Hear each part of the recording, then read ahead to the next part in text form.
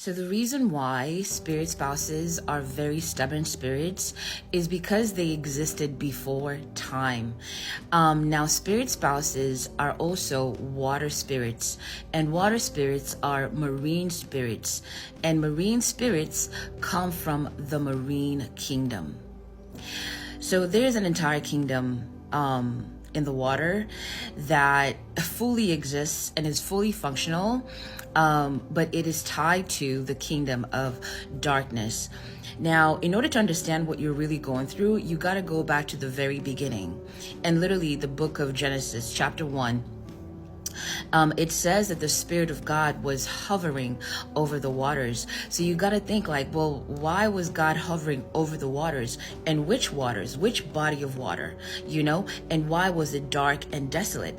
Because God says, what fellowship does light have with darkness? And why was his command, let there be light?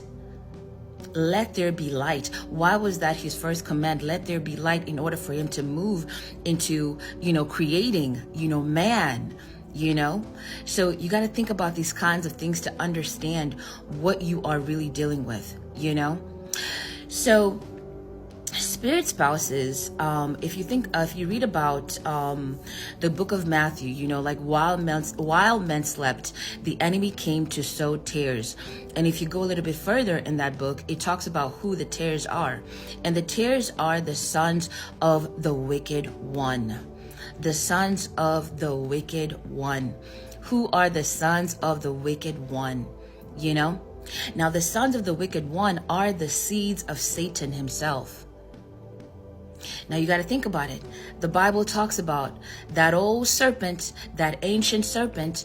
So when you are struggling with a spirit spouse, that is not your ex-husband. That is not your current husband. That is not your ex-wife, your ex-girlfriend. That is not somebody you saw through a corn movie. That is not what you think it is. That is a serpent. You are fornicating with a serpent. The sons of the wicked one.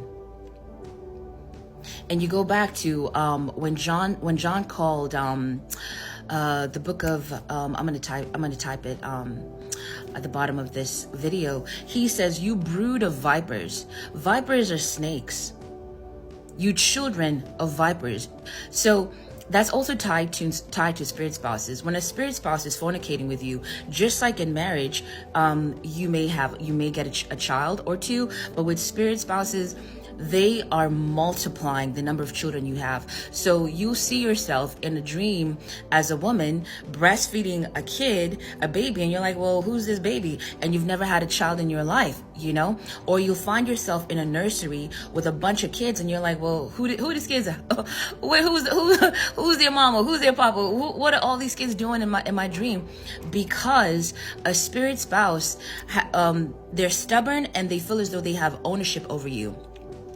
And so they want to make things worse for you. So the spiritual children make matters worse. It's not just how they marry into the marine kingdom or marry you with the spirit spouse. The spiritual children intensify the problem. If you struggle with poverty, the spiritual children intensify the poverty. Does that make sense? But I'm gonna have a separate live to go deeper into this. We'd done a fast a while back with spirit spouses, and a lot of people got delivered. But God has taught me so much more about these spirits. So now we're going in with a completely new insight. So we thank God for that. So always go back to the beginning.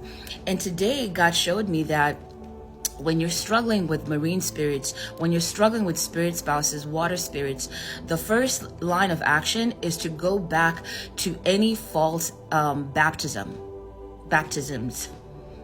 So, as a child, your parent just took you to a church, maybe the church they were going to, or maybe just, some random church, and they baptized you, at that church, not knowing that they were baptizing you to maybe, a coven of marine spirits or a priesthood of marine spirits, or because your false prophets, trust and believe, they are consulting water spirits. They are consulting marine spirits. So maybe that was the case. So ask the Holy Spirit to reveal to you if you encountered any false baptisms, because life is spiritual.